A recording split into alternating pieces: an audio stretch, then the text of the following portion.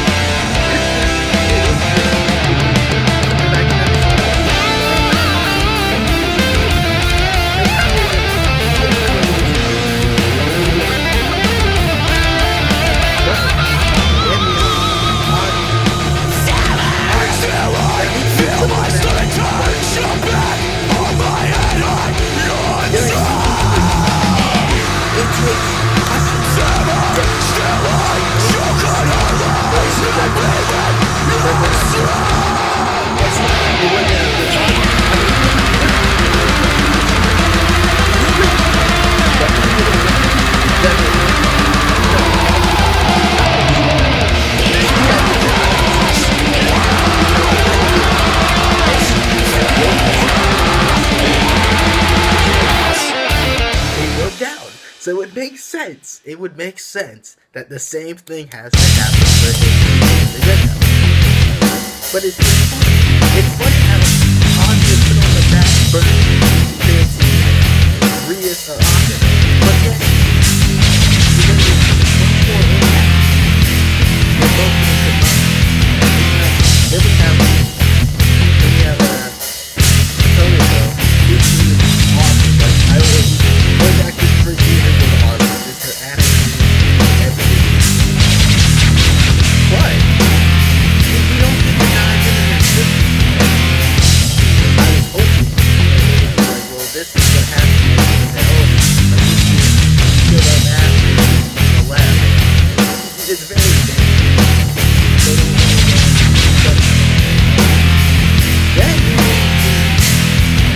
then Lucifer.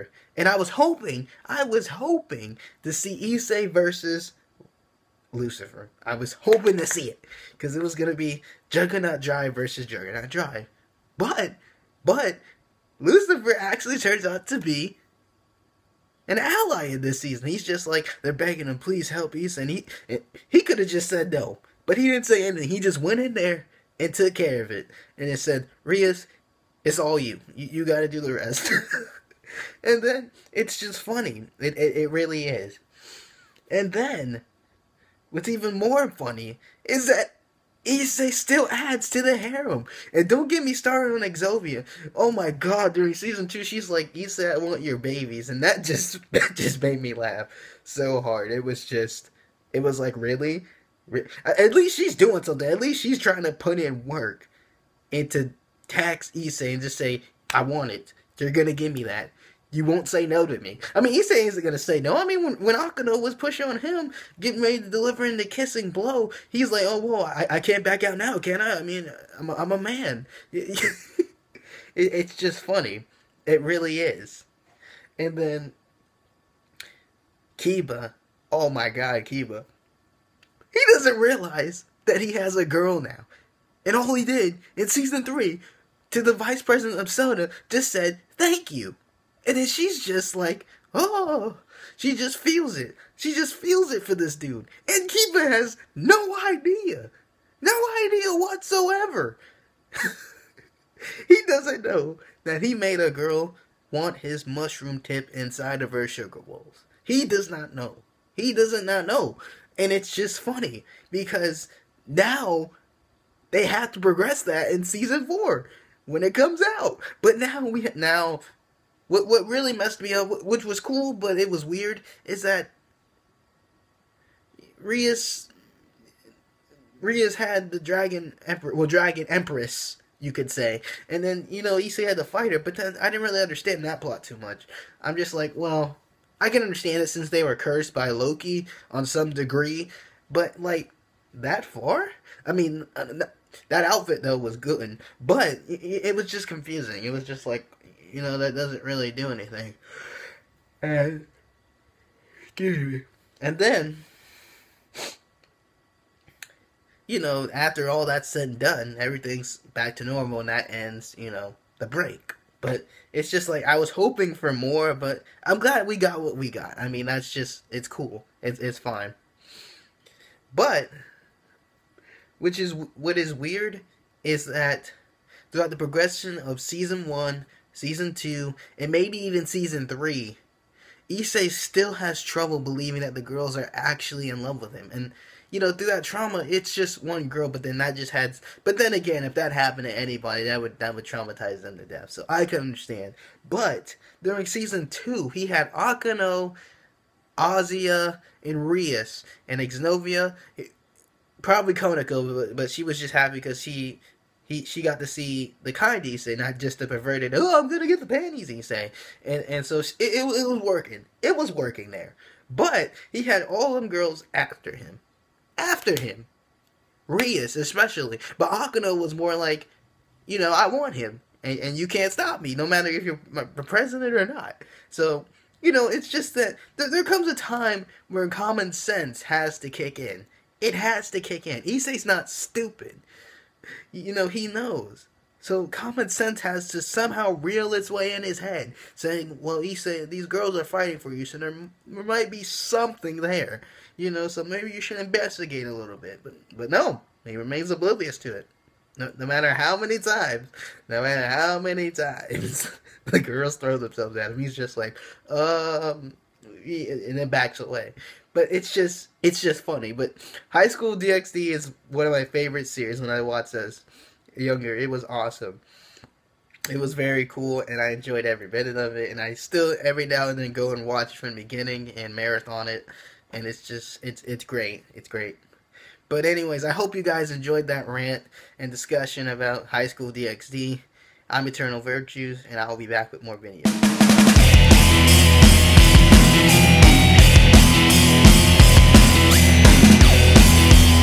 Hey guys, Eternal Virtues here, and I'm here to deliver you that fairy tale rant / discussion. And now to begin with, let's talk about Natsu and Lucy. Lucy is a very interesting character. She has some qualities, but most of the time everyone just pays attention to her boobs, and because, well, it's fan service, and that's what it's used for. And it gets everyone's attention, and that's what's popular in Japan right now, is just fan service. But she's a very interesting character. We learn a lot about her as the series progresses, and I even warmed up to her eventually. At first I was just like, well, she's probably just another blonde bimbo, but she's actually an interesting character. But what irks me is that eventually she falls for Natsu. We all know that. It's plainly obvious here. But it's just, she never like confesses to him at all. I mean, maybe not yet, but it's obviously there, and it's retarded that Natsu doesn't even notice that.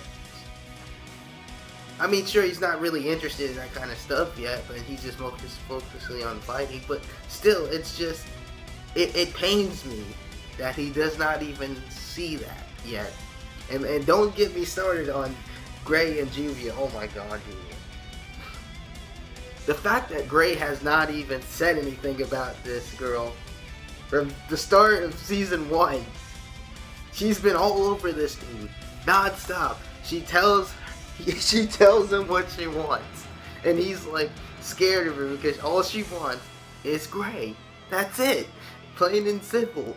And the fact, even Ursa comments on it, like saying you have to at least give her an answer. And Gray's looking like he doesn't know what to do. He doesn't know how he feels about it. But it's been going on for so long now. It really has, and it makes no sense why nothing has been done about this until we finally. Gray now finally understands when Ursa says, well, you gotta give her something. And he still hasn't done that yet. He still hasn't done it yet. And it's ridiculous. It really is.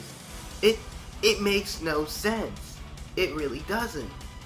And it's just like, well, I mean, is someone gonna do something about this or not?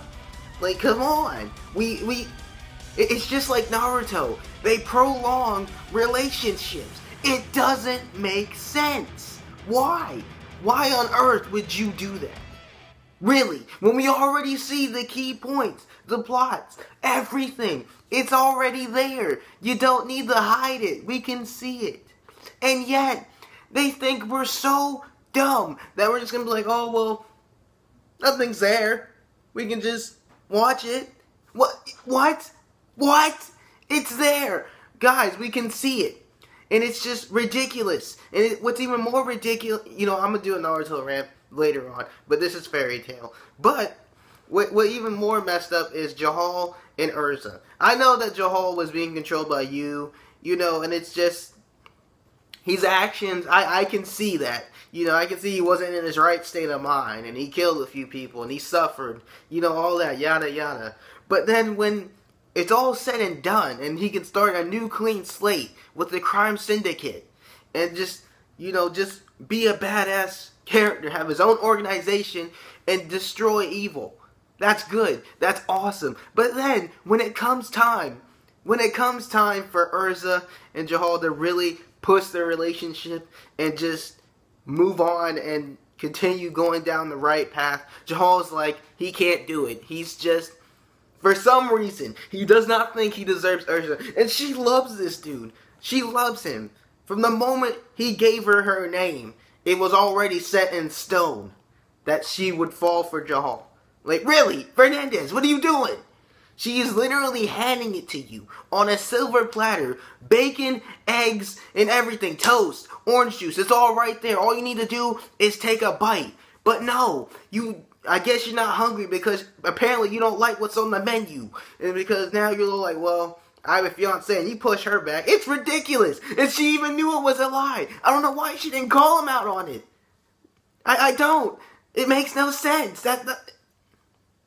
It doesn't make any sense. It drives me insane that they know they both love each other, but right now they're like, well, I guess we can't do anything. Really? Really, why not? Why can't you push that relationship? I don't understand. It only prolongs it. That's my pet peeve. When they prolong obvious relationships that needs to happen. And yet we're going to have to wait, like Naruto, till the end of the series to get a verification on who's who with who. Now, this is even more messed up. Natsu, Lasagna, and Lucy. Lasagna always wanted to marry Natsu since they were little kids. She wanted him. And she even said, well, what do you think if we got married? You remember all those times when we talked about we'd get married? But obviously, when she comes back from the dead, that plot is whipped to the side. Oh, we just completely forgot about that, right? Like, what? I know they're pushing Natsu and Lucy, but really, there was already a relationship plot, and Natsu was completely devastated over her death. He was fucked up. He was done. It was over. He was completely shattered when she died. But no, when she comes back, I know there's a really dramatic reunion, and it was great, but nothing of it came out. Nothing. Everyone's just like, oh, you're back! And then that only lasted for like 5 minutes. And then it was done. Everyone's like, oh, we're back to normal. That's it. Nothing. Glad you're here. Welcome to Fairy Tail. Really? It's like, just like that? That's it? Nothing? It just irks me sometimes. Just the things I see. It just makes no sense to me. But I guess that's how it works. They're going to play that. But then anyways, another relationship that is even more complex and confusing, I believe, is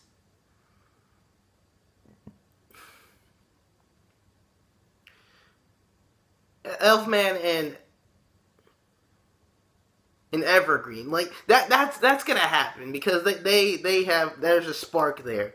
There's a spark there, and that I don't mind that because she's the tsundere in that, because during the whole games and tournament, they were caught hugging, and then she got embarrassed when everyone else was watching, including in the swimming OVA, and it was just funny. It was comical.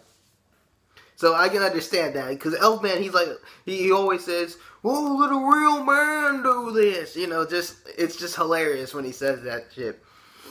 But, it's funny. It works. It works. But then, the one pet peeve I do have, why hasn't anyone made a move on Mary Jane? Mary Jane. Why? She is prime real estate.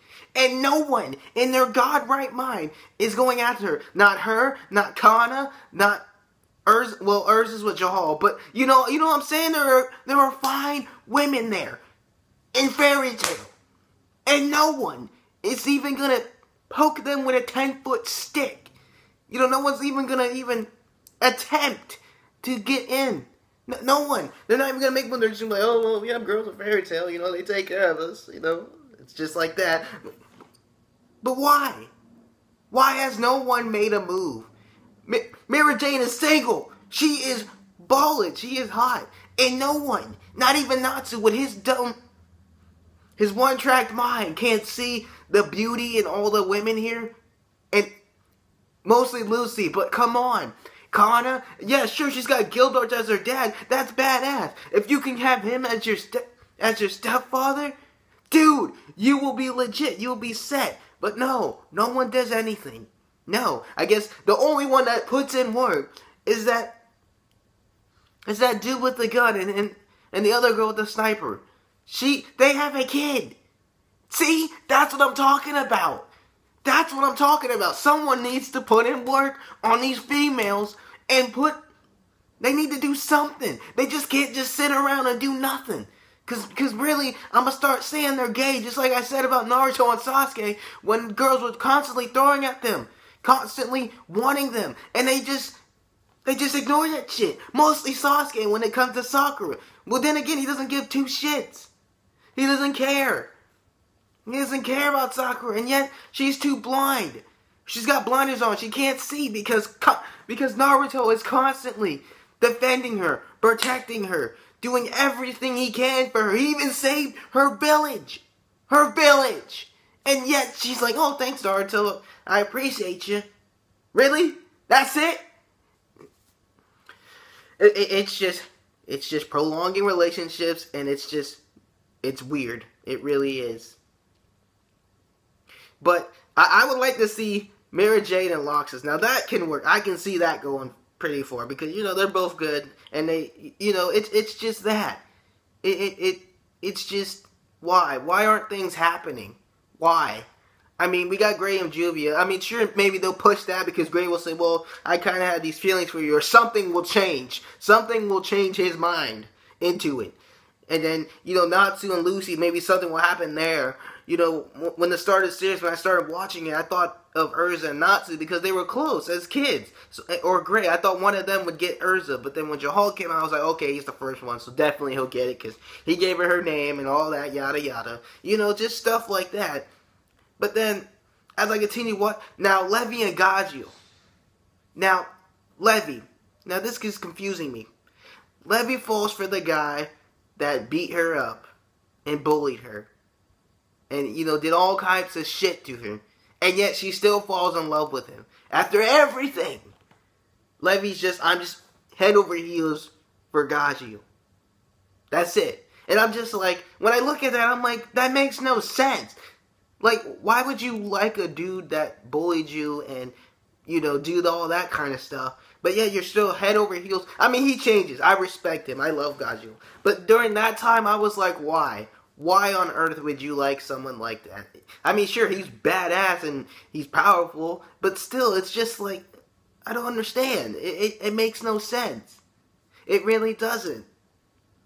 But I guess it's just, we're going to have to roll with it, guys. We're just going to have to appreciate what we have here. So, I guess that works. But still, it's just, why? It makes no sense to me. And then that little boy who, dang it, what was his name?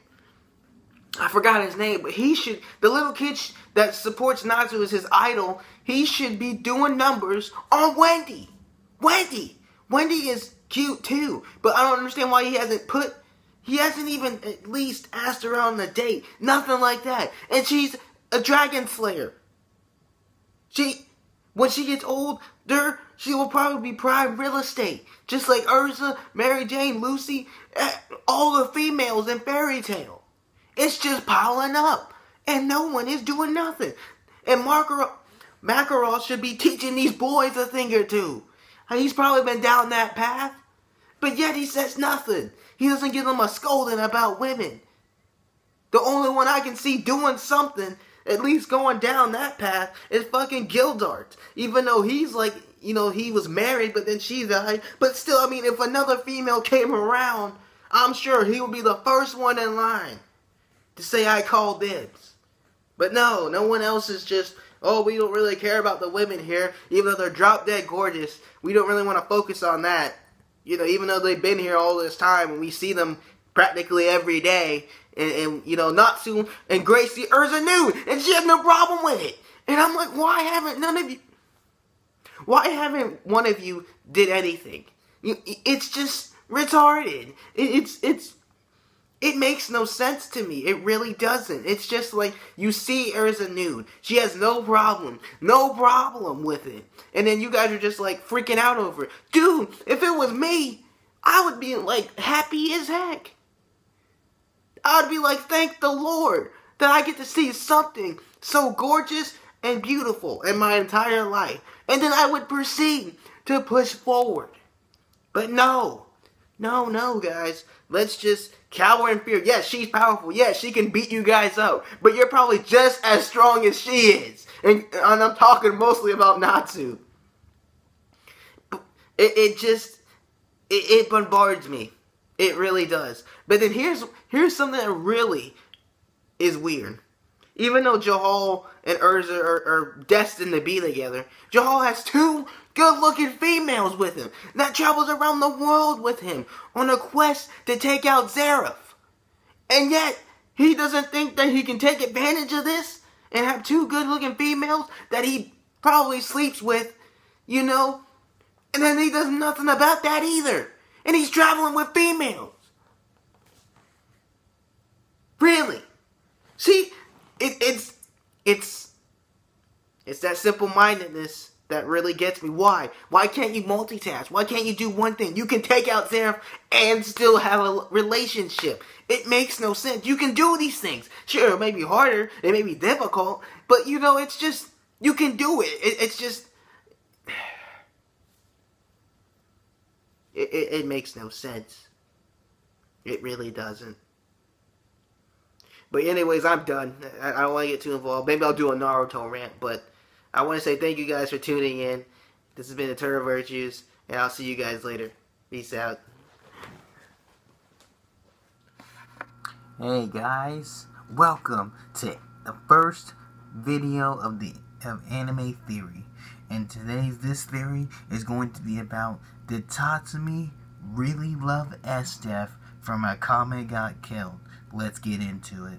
Well, my theory is he actually did love Esdeath. And my reasons are, well, for all the things that she's really done for him. She's nurtured him. She's even taken care of him. She's given him advice. She's been showing a desire for him to want to improve and be the best that he can be as a warrior. Because she knows that he has the potential to succeed and become one of the strongest characters in the series. And honestly, it was a given, really. Like, I feel like he really did love Esdeath. Maybe not to the way that she loved him, but there was love there. It was obviously there. And it was pointed out during, well, the bed scene when Tatsumi was taken by Esdeath during the tournament, and he was the newest recruit for the Jaegers. Even though she was holding his hand and she was clearly blushing, enjoying the tender moment between the two. But even though I feel like Tatsumi slightly enjoyed it, even though he was thinking farther ahead and thinking about, well, I'm part of Night Raid, and just from that, she alone is my enemy amongst the rest of the night raid, amongst the Jaegers. So he was looking at it as if I have to retreat, I gotta get back to HQ, I gotta say what's going on. But then at the time, he didn't know how he was gonna get out. He thought he was screwed. He thought, well, they may not come get me because this is Estef we're talking about.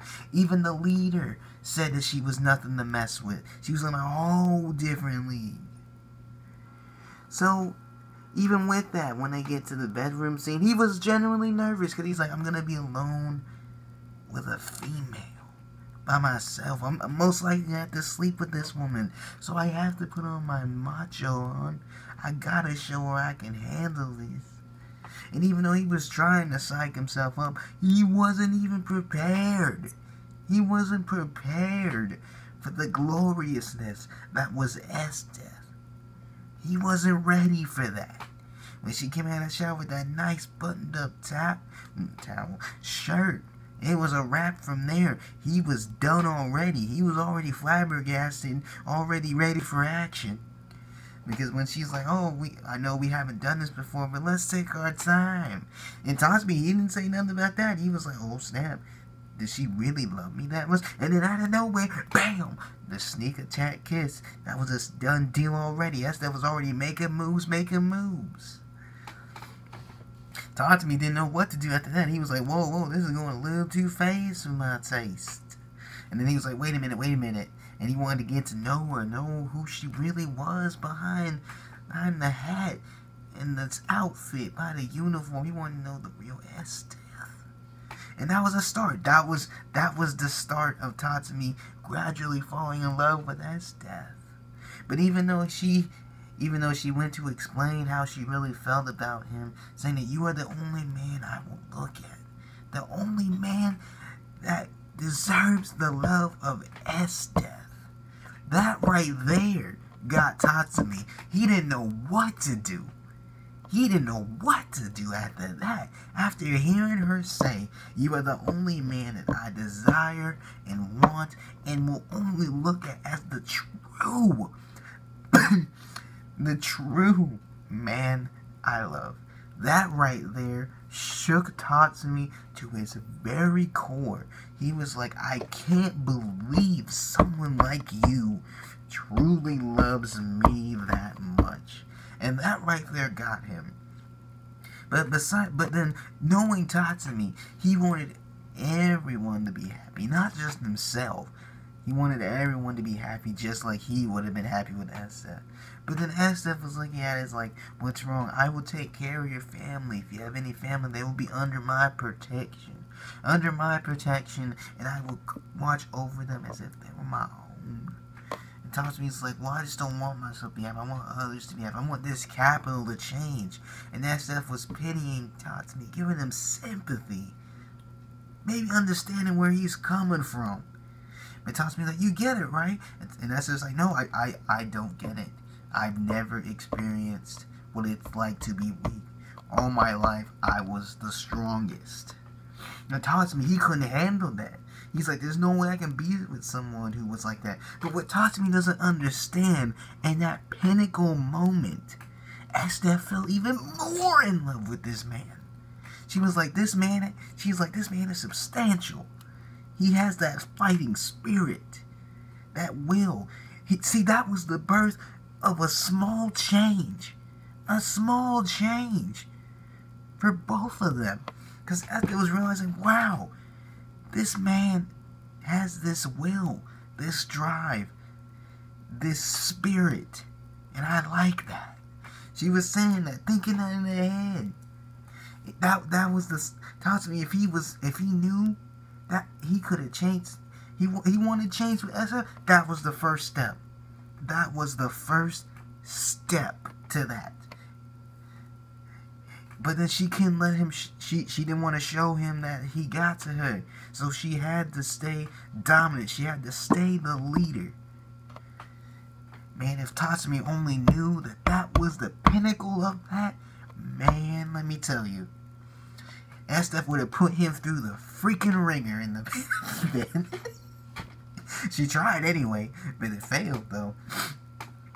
But talk to me, man. If he, I know he's the young buck. I know he's got a long way to go on this. But if he, man, if Lil Buck just came over and just gave him the runaround, man, the runaround, and just talked to him about that, man, talk to me, told Lil Buck, like, hey, man, when I was talking to her about what I wanted, man, I got it.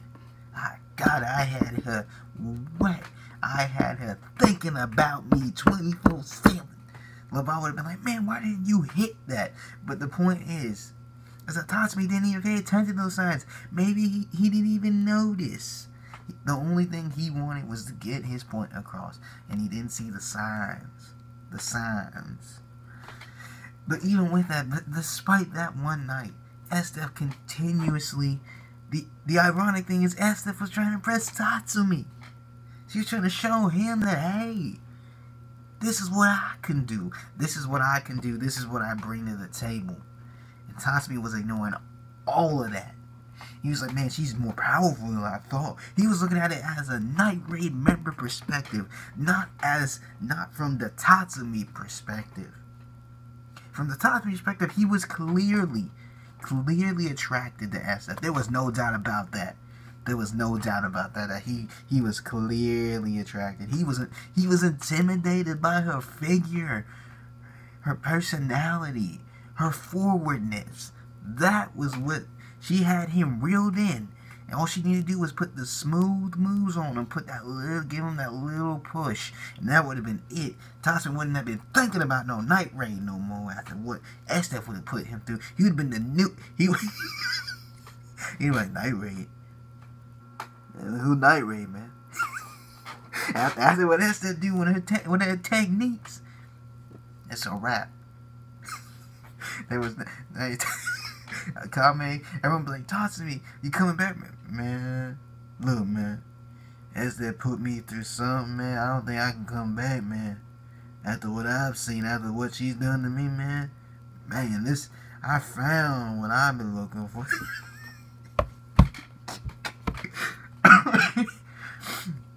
That would have been that right there. That's all Estef needed to do. But I believe Tatsumi really did love Estef. And then even when the Prime Minister's son trapped them both in that dimension, Tatsumi was going crazy though. But Estef was like, just stay calm. Eventually he'll let us out. There's no rush. And they fought those two giant monsters. Estef was still trying to impress Tatsumi. And she took care of him through the whole time. She nursed him. She was even drawing him. I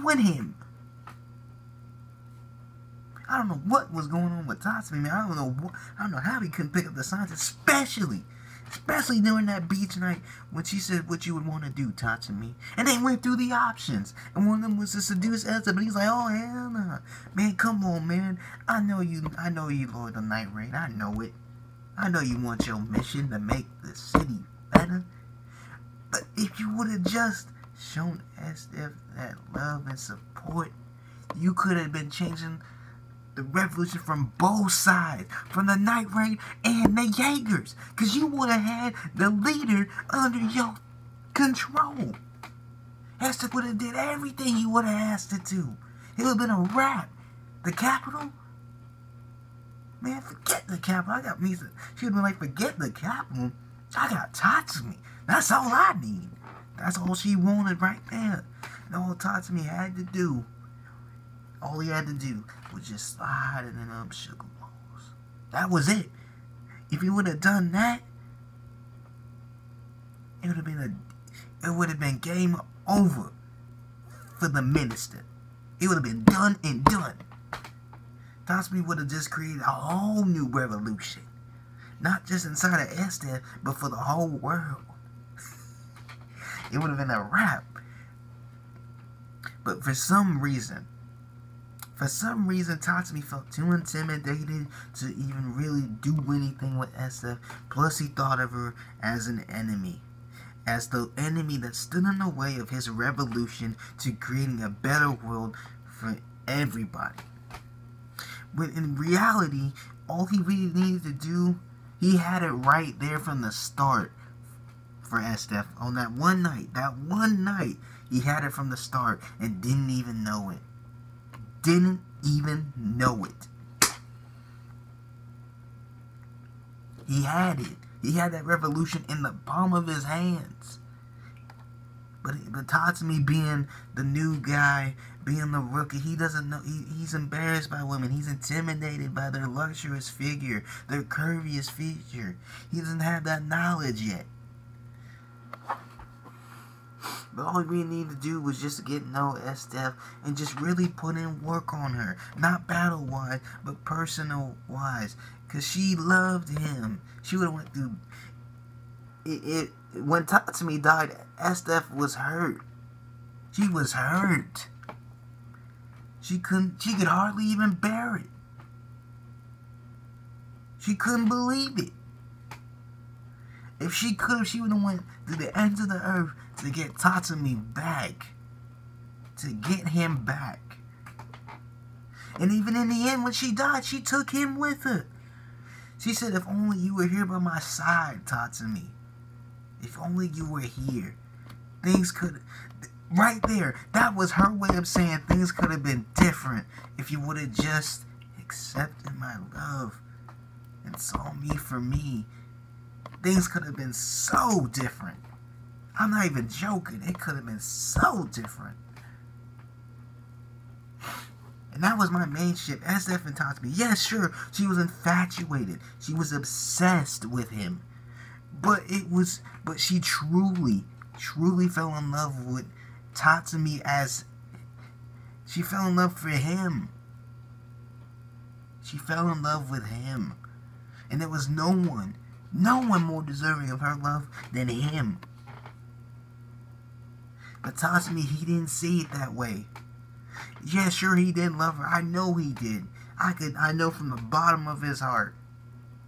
And I'll even give you guys a great example. When he was locked up in the Capitol, in the prison, when they were planning on executing him, Estef came through. She was like, Tatsumi, please, you don't have to go through with this.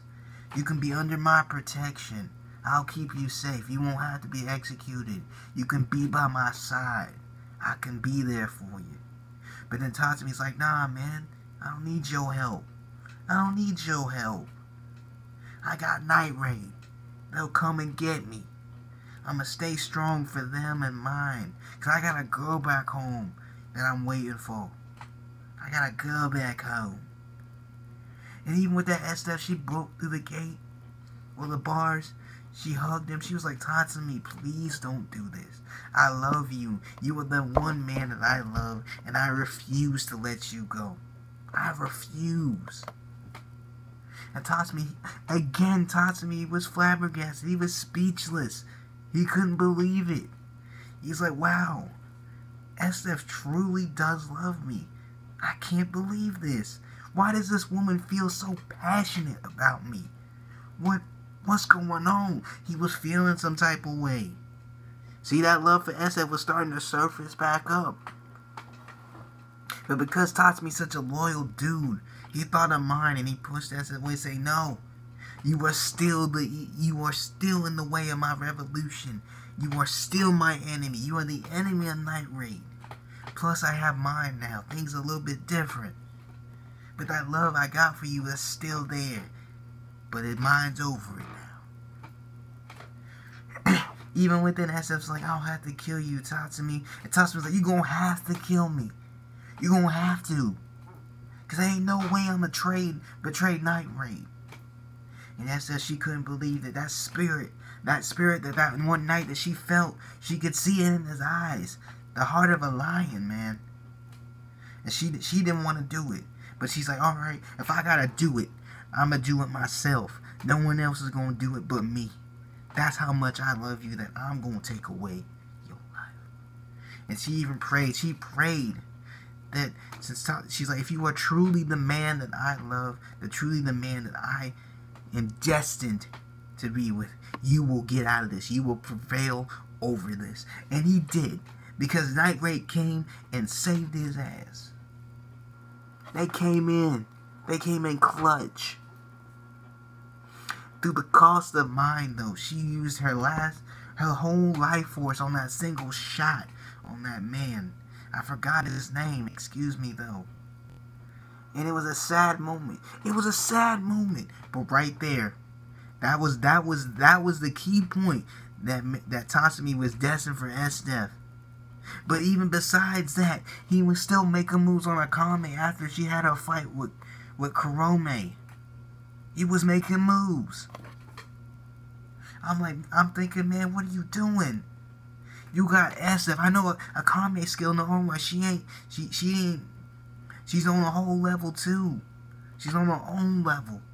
But then Estef, she's been showing you nothing but love and support and the will to love you and make you better. Name one other female that's been wanting to do, well, besides Chelsea. Besides her, Estef was the contributing factor to that. She wanted nothing better to do but to be with Tatsumi. If Tatsumi would have just put in the work, he would have changed after Estef. It would have took some time, but it would have definitely happened.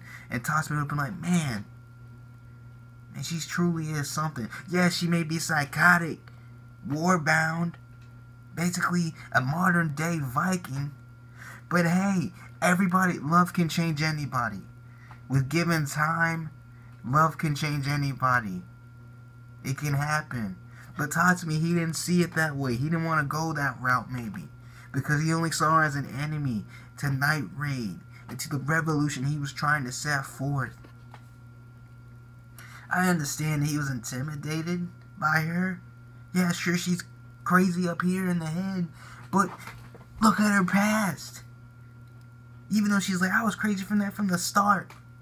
I was there from the start. But it was because of the environment that she was in, that she was put in, that caused her to go even further than that. But even with her past, she still maintained values, compassion. Maybe it wasn't empathy. Maybe she knew how to feel it was weak because she was always strong. She was always the strongest. Killing danger beasts at a young age. Developing her craft. She didn't know what weak was. Her father even said, you have to always stay strong. You can never be weak. You gotta prevail over anybody. So she had that mindset from an early age. But Tatsumi, he was the exception. He was the deal breaker and didn't even know it. Didn't even know it. He had the cards. He had the key to her heart. He had it all in the palm of his hands. But he didn't go forth with it. For whatever reason, he didn't do it. Even LeBron, when he told him, even when he went back to Night Raid, he got back and he told him what was going down. LeBron's like, why didn't you take that? He looked at him and was like, man, what were you doing? She was handing it to you on a silver platter. If you would have just had sex with Estef, he would have had so much leverage. It wouldn't have been even funny. He would have had it right there. If he would have hit Estef right there, laid it on real thick, and then afterwards saying, Estef, this is what I want. This is my goal. This is what I want. I love you. I want to be there for you too. But this is what I want to make happen. Can you make this happen for me? She would have said yes without a second thought. She would have fucked the Prime Minister. The capital would have been done. It wouldn't have been no war between the Jaegers and Night Raid, because that stuff would have finished it right there. It would have been done. It would have been done. But Tatsumi, he didn't go that route. And all that stuff wanted was his love and support. If that doesn't show you a good woman, I don't know what does. She was drawing him, fantasizing. Man, she was wondering when this dude was coming back. Her mind was always on Tatsumi. Always on him. But this man, I'm like, you have the opportunity to be with the strongest woman in the Imperial capital. She was handing it all to you. I don't believe it. Tatsumi had his future planned out. He had it all right there. He could have had his revolution through Esdeath. She would have took care of Prime Minister, no questions asked. No questions asked. Sure, she got upset when he first did it. But then I don't think she was that upset. She had that true love and compassion for him. Even though she glared at him like a mother. I'm not going to say that. But then when she glared at him real intently, deep down she's like, wow. That she felt that her heart beat. She felt her heart skip a beat. Because she truly loved this man. Yeah, he would have had to do a little work on her. But eventually she would have did what he asked, no questions asked. Oh, Tatsumi, you want me to kill the Prime Minister? No problem. Been over. Been over. And even when they got lost on the island through the Prime Minister's son, she sneak attacked him with the kiss. Tatsumi was flabbergasted. He was flabbergasted. He didn't know what to do. He was blushing. He was completely shook because he doesn't, even though he's around women all the time, he doesn't feel comfortable. He's intimidated by their curviest figure. He was intimidated. And even when she kissed him, he didn't show that much. He's like, oh, I didn't like it. He loved it. That's why he covered his mouth, because he didn't want to say something. He didn't want something to come out that he didn't want to say. Esther was completely fine with it. And even with that, she took care of him. She nurtured him. And even when she explained about his past, her past, she was invested in it. And then when she explained her past to Tatsumi, he was like, there's no way I can change Esther. And he was wrong. He was wrong. He was already changing Esdeath, and he didn't even know it. He already cracked through her armor. It was already open. He was already in. He couldn't. That change was coming. It was slow, but it was coming. But Tatsumi, he couldn't see it. He couldn't see it. But I know that he did love Esdeath. It was clear as day. It was clear as day. There was that attraction there. There was that attraction there. But he saw her as an enemy. He saw her as an obstacle to his dream, his goal as a Night Raid member. But deep down past all of that, there was that love and attraction there at the center of his core. It was there. And Esdeath, there was even no question. No one could question her love for Tatsumi. It was unfathomable. It was clear as day. It was like night and day. All she wanted was Tatsumi. Tatsumi. Tatsumi. Tatsumi. She was genuinely in love with this man. And even when she died, she held him. She wanted him. She took him with him. She took him with her. If that doesn't show you what true love is, I don't know what is. Sure, a lot of females did like Tatsumi, like Akame, Esdeath, Leon, Chelsea, Mai. But the true waifu, the true one that was destined for him, was Esdeath. It was Esdeath. There was no competition. Esdeath had it on lock. She just needed to give Tatsumi that extra push, because the attraction was there. It was clearly there. From the one night they were in the van, from the island, even from the first time that he was a recruit for Jaeger and he had to stay by her while the Jaegers did their thing. She was holding his hand, enjoying the moment. And he did like it, even though he was going through his head that, hey, I need to get back to HQ. I need to tell him what's going on with Esdeath and my enemy. But besides that, he was enjoying it. Even though he was mad because this is the woman that killed Chelsea, but he was wrong on that too. It was Kurome. It was Kurome. Esdeath didn't kill Chelsea. It was Kurome. That's who your aggression real needs to go to. Your anger is misplaced. Esdeath didn't do no wrong. She was doing her job as the general of the Imperial Capital.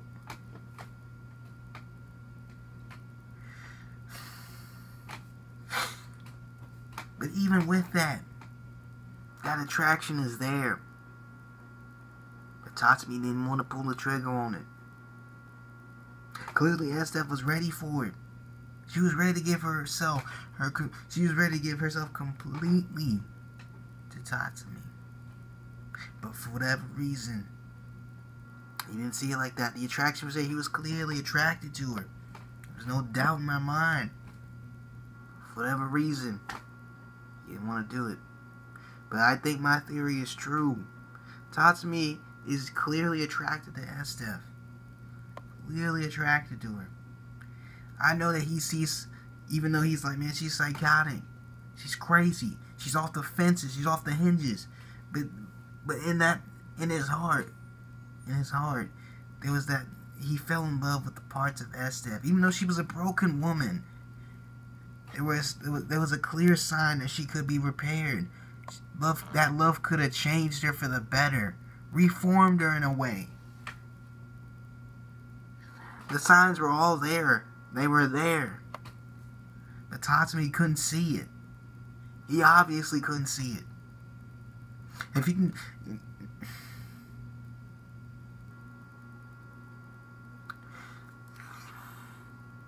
It's almost like LeBuck and Lu Bao and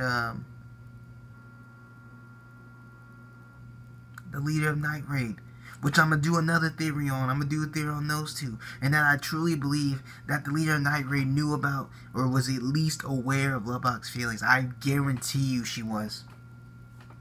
Because when LeBuck died, she was clearly sad about it. She was sad. She didn't want to show nobody. But she was distraught over it. That's the next theory I'm doing on. I think she did love LeBuck back, but he didn't tell her in time. But anyways, that wraps my theory up with Tatsumi and Estef. Tell me what you guys think. Even give me some of your theories on Estef and Tatsumi in the comment section. I hope you guys enjoyed the first episode of Anime Theories. And if you want to go to my other main channel, Eternal Virtues, where I do a lot of stuff. I go over anime reviews. I do gaming videos. But I just hope you guys really truly enjoyed my thoughts, my theory about Tatsumi and Estef, and I hope I see you guys later.